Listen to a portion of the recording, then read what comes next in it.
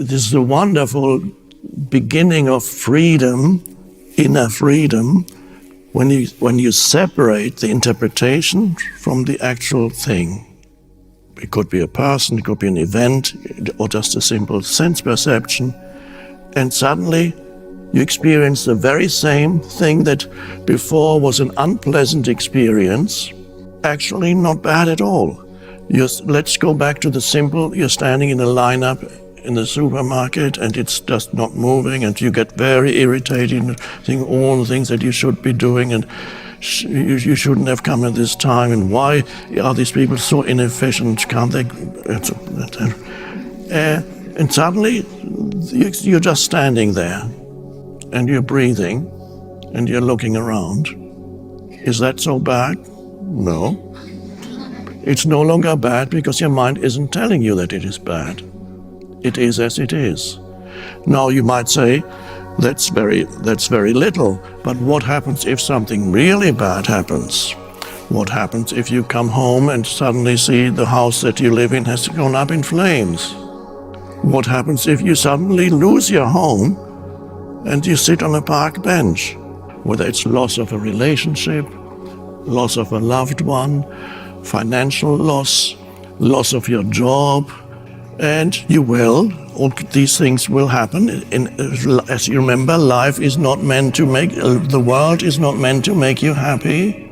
It's meant to make you conscious by challenging you. And by challenging you, at first, the challenges become unhappiness.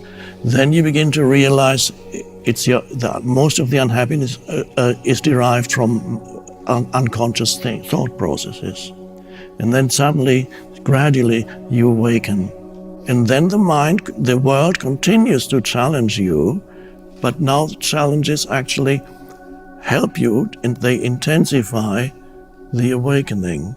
They no longer bring unhappiness. Occasionally you might still fall back into unhappy reactions, but you're no longer drawn into continuous unhappy reactivity. The world is here not to make you happy, and that's, oh my God, that's so good to know. The world is here the world challenges every life form continuously. Its life is precarious and challenging even for a blade of grass that grows. It's challenging for a tree, it's challenging for an animal, it's challenging for the cat, for the deer, for every life form is continuously being challenged. 90% be coming from your mind.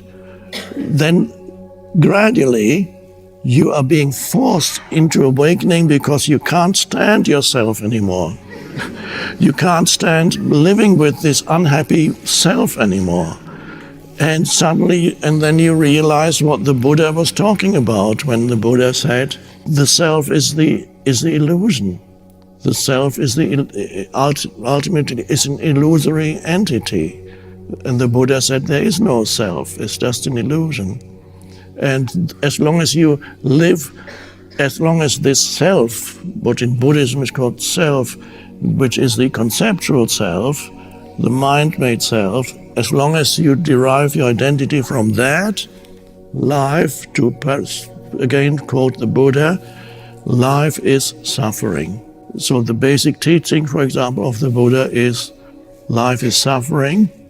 But the second part of the teaching of the Buddha is the possibility of the end of suffering.